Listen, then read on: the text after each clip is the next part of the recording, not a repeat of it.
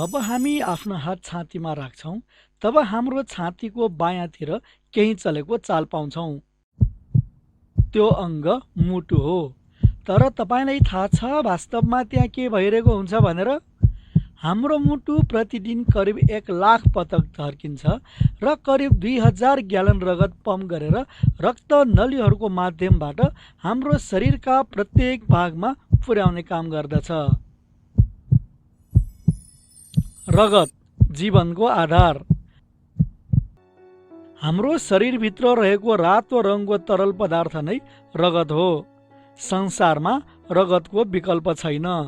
यसलाई मानिसले न बनाउन सक्छ न कारखानामा नै उत्पादन गर्न। वयस्क मानिसको शरीरमा लगभग 5 लिटर जति रगत रहेको हुन्छ। रगतमा रक्तकोष र प्लाज्माहरू रहेका हुन्छन्। रक्तकोषहरू पनि राता, सेता र प्लेटलेट्स गरी 3 किसिमका हुन्छन्।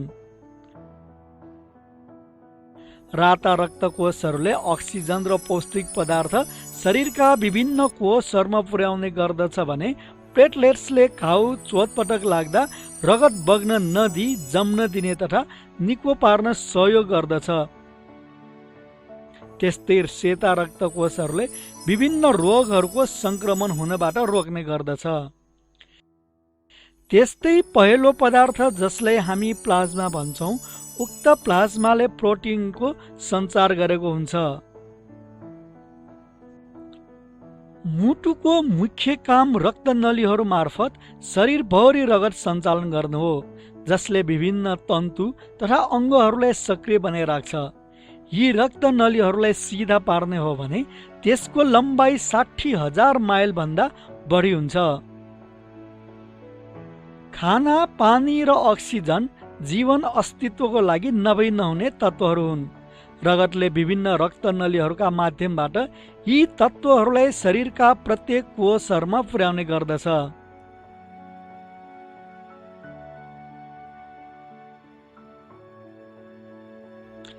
रक्तनलीहरू 3 प्रकारका हुन्छन्। धमनीहरू अर्थात् आर्टरिज, सिराहरू अर्थात् भेन्स र कोशिकाहरू अर्थात् क्यापिलरिज। हाम्रो शरीरमा रगतलाई यसरी सञ्चालन गरिरहन रक्त सञ्चार प्रक्रिया सञ्चालन भइरहेको हुन्छ। त्यसमा मुटु त्यस्तो अङ्ग हो जसले प्रति मिनेट 72 देखि 80 धड्कनको माध्यमबाट शरीरका सम्पूर्ण अङ्गमा रगतलाई पम्प गर्ने गर्दछ।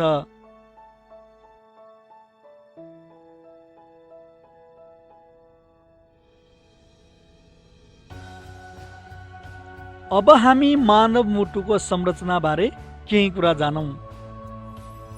मानव मुटुमा 4 वटा कोठाहरू रहेका हुन्छन्। दायाँ अरिकल अर्थात् राइट एट्रियम,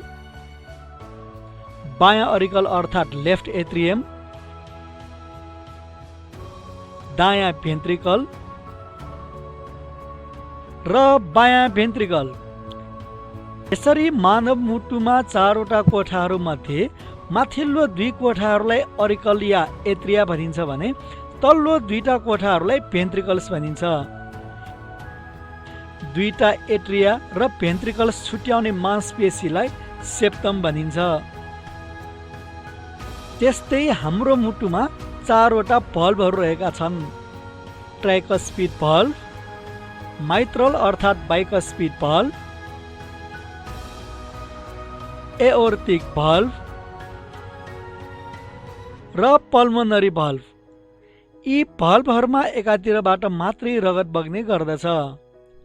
दायाँ अरिकल र दायाँ भेन्ट्रिकल बीचको भल्भलाई ट्राइकस्पिड भल्भ भनिन्छ। यसमा 3 वटा मांसपेशीय फ्ल्याप हुन्छ।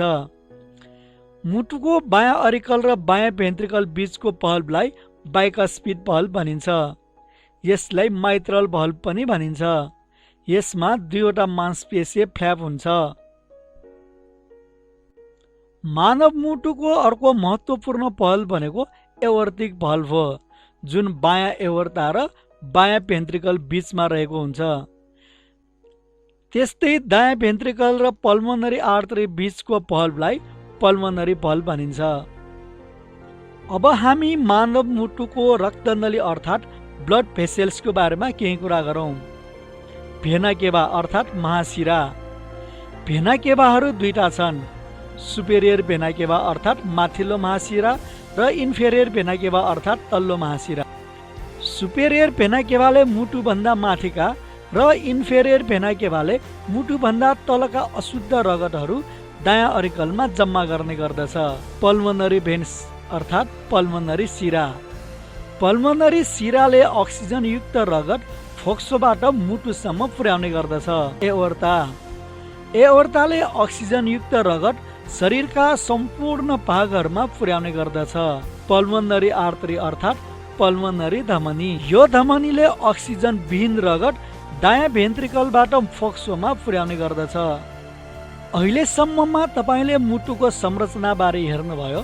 अब मुटुले कसरी कार्य गर्दछ भन्ने विषयमा चर्चा गरौँ। हाम्रो शरीरमा मुटुले रक्त सञ्चारको निम्ति पम्पको कार्य गर्दछ। यसै क्रममा छातीभन्दा माथिल्लो भागको अशुद्ध रगत माथिल्लो भेना केभा र छातीभन्दा तल्लो भागको अशुद्ध रगत तल्लो भेना केभाबाट मुटुको दायाँ अरिकलमा जम्मा हुन्छ। यसरी दायाँ अरिकलमा जम्मा भएको अक्सिजन विहीन रगत मुटु शिथिल अवस्थामा आउँदा ट्राइकस्पिड भल्भ खुली दायाँ भेन्ट्रिकलमा जम्मा हुन्छ। यसरी दायाँ भेन्ट्रिकलमा जम्मा भएको रगत मुटु खुम्चाउँदा पल्मोनरी धमनी हुँदै फोक्सोमा पुग्छ। यसरी पल्मोनरी धमनी हुँदै फोक्सोमा पुगेको अक्सिजन विहीन रगत त्यहाँ पल्मोनरी कोशिका हुँदै हावाका थैलीहरू वरिपरि पुग्छ। त्यही मौकामा रगतले आफूमा भएको कार्बन डाइअक्साइड छोड्छ र अक्सिजन लिन्छ।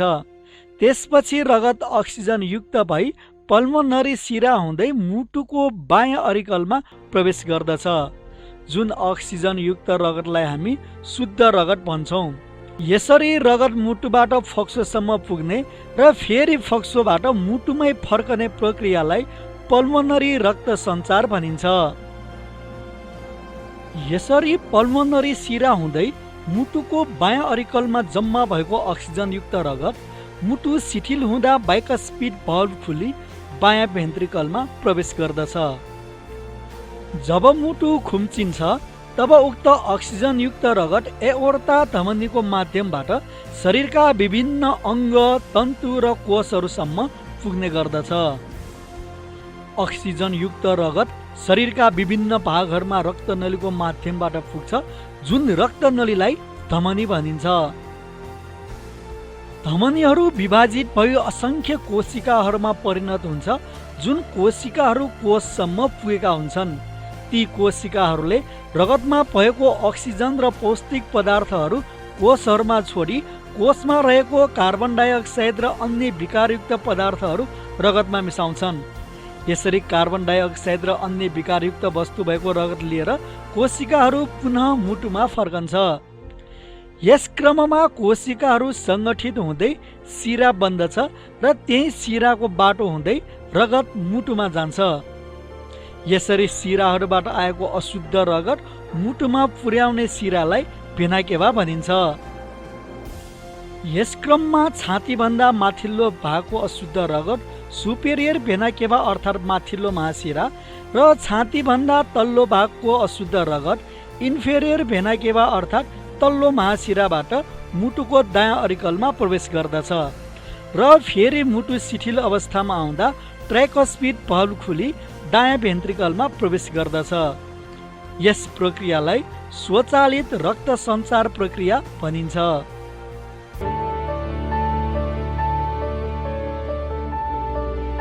यसरी हाम्रो शरीरमा पोषक तत्त्व तथा अन्य वस्तुहरू शरीरको एक ठाउँबाट अर्को ठाउँसम्म पुर्याउनको लागि मुटु, रगत र रक्तनलीहरू मिलेर बनेको प्रणालीलाई रक्त सञ्चार प्रणाली भनिन्छ।